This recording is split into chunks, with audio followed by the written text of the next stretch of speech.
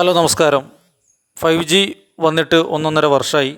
5G കാലത്തെ ട്രാക്കിങ്ങിനെ പറ്റിയുള്ള ഒരനുഭവമാണ് പറയുന്നത്. കുറേ നാളുകളായി 6-8 മാസങ്ങളായി വെറുതെ വീഡിയോ ചെയ്തിട്ട് ട്രാക്ക് ചെയ്യുന്നത്. അപ്പോൾ എല്ലാം റീഷഫിളൊക്കെ ചെയ്തു ഡിഷൊക്കെ. കാരണം ഫിൽട്ടർ എലംബിക്കൊക്കെ നല്ല വിലയാണ്. 2000, 2200, 2300, 3000 ഒക്കെയാണ് വില. ഒരിക്കലും ഇനി കുറയാൻ പോകുന്നില്ല. ഈ സാധനം കിട്ടാതാവും. നമുക്കിപ്പോൾ ലോക്കൽ മാർക്കറ്റിൽ സോൾഡിൻ്റെ മാത്രമേ കിട്ടൂ. ഉള്ളത് വെച്ച് സാറ്റിസ്ഫൈഡ് ആവുക എന്നത് മാത്രമാണ് നമുക്ക് മുമ്പുള്ള വഴികൾ. വേറെ LNB വാങ്ങാൻ വേറെ വഴികളൊന്നുമില്ല. അത്യാവശ്യം സെല്ലർമാർ 4-5 കൊണ്ടുവരുന്നല്ലാതെ നമുക്കിതിനൊരു മാർക്കറ്റില്ല.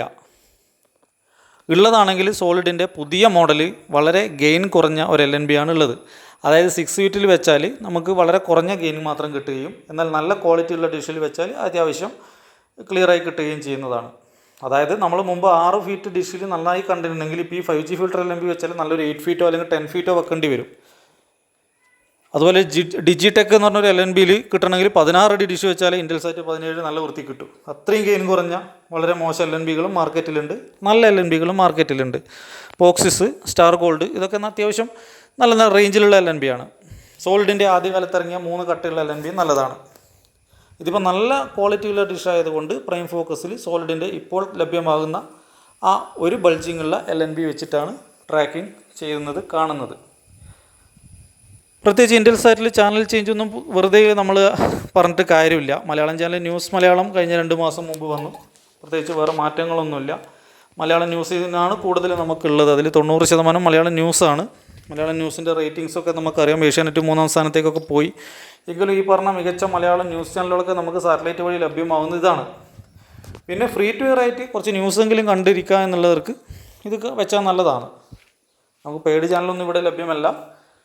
പിന്നെ കുറച്ച് ഫ്രീ ചാനലുണ്ട്, ഇല്ല എന്ന് പറയുന്നില്ല. മിഡിൽ ഈസ്റ്റ്, അതുപോലെ പിന്നെ കൈരളി, പിന്നെ മറ്റെല്ലാ ചാനലുകളും പണ്ടുള്ള പോലെ തന്നെയാണ്. പ്രത്യേകിച്ച് മാറ്റങ്ങളൊന്നുമില്ല. പ്രത്യേകിച്ച് എണ്ണൊന്നും കൂടിയിട്ടൊന്നുമില്ല.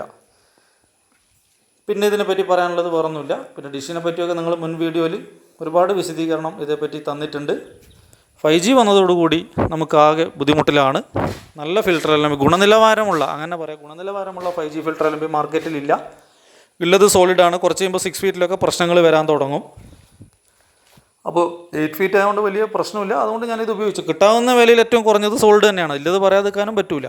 1500 രൂപയ്ക്ക് നമുക്കിവിടെ സെല്ലർമാർ തരുന്നുണ്ട്. അവിടെ മാർക്കറ്റിൽ 1200 രൂപയൊക്കെ ഉണ്ടാവും, ഡൽഹി മാർക്കറ്റിൽ. പക്ഷേ എന്നാലും അത് ലാഭം തന്നെയാണ് ആ റേഞ്ചിൽ. അതേസമയം വിദേശ LNBക്ക് 2000 to 2500 റേറ്റ് വരെ ഉണ്ട്.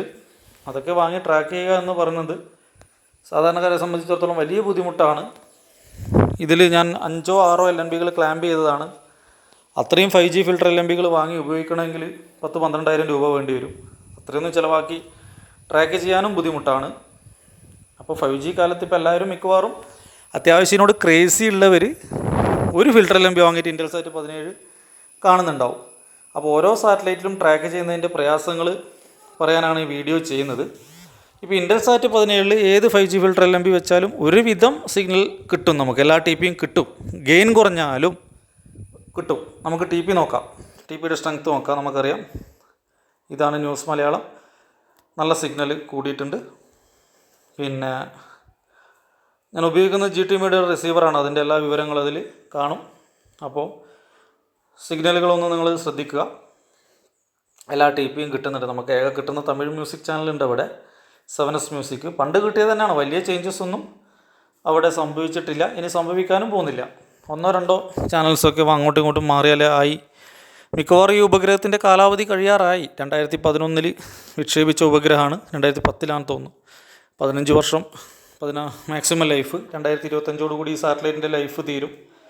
പുതിയ സാറ്റലൈറ്റ് പിന്നീട് വരുമോ, അല്ല മലയാളം ചാനൽ ഇവിടെ നിന്ന് അങ്ങോട്ട് മാറുമോ എന്നുള്ളത് ഒരു വിഷയമാണ്. നമ്മുടെ മുമ്പിലുണ്ട്. ചിലപ്പോൾ 83 ഡിഗ്രിയിലേക്ക് പോവാം. അല്ലെങ്കിൽ പുതിയ റീപ്ലേസ്മെൻറ്റ് ഇവിടെ നടന്നില്ലെങ്കിൽ ഇവിടെയുള്ള മലയാളം ചാനലുകൾക്കൊക്കെ ഒരു മാറ്റം 1 വർഷത്തിനുള്ളിൽ സംഭവിച്ചേക്കാം. അങ്ങനെയാണെങ്കിൽ എല്ലാം ഒരൊറ്റ ഡിഗ്രിയിൽ കിട്ടുന്നത് സാധ്യതയുണ്ട്. പിന്നെ അതൊക്കെയാണ് പറയാനുള്ളത്. പ്രത്യേകിച്ച് മറ്റ് വിശേഷങ്ങളൊന്നുമില്ല. എന്തായാലും ട്രാക്കിങ് കുറഞ്ഞിട്ടുണ്ട്. ഞാൻ മുമ്പ് പറഞ്ഞ വീഡിയോയിൽ പറഞ്ഞ എല്ലാ കാര്യങ്ങളും സത്യമാണെന്ന് തെളിവുകൾ സഹിതം നിങ്ങൾക്കൊക്കെ ബോധ്യമായിട്ടുണ്ട്. പിന്നെ ഇതിൻ്റെ കാര്യത്തിൽ പിന്നെ ഒന്നും പറയാനില്ല. കൃത്യമായിട്ട് എല്ലാവരും അനുഭവിച്ചിട്ടുണ്ട്. 5G വന്നു, പ്രശ്നങ്ങൾ വന്നു, LNBയുടെ വിഷയങ്ങൾ വന്നു. നിന്നു പോകുന്നൊന്നും ആരും പറഞ്ഞിട്ടൊന്നുമില്ല. ബ്രോഡ്കാസ്റ്റേഴ്സിന് വേണ്ടി ഇത് സംപ്രേഷണം ഉണ്ടായിരിക്കും. പക്ഷേ ഇതിൽ നിന്ന് ആളുകളൊക്കെ കൈയൊഴിഞ്ഞു പോകും എന്നുള്ളതാണ്. Okay, thank you.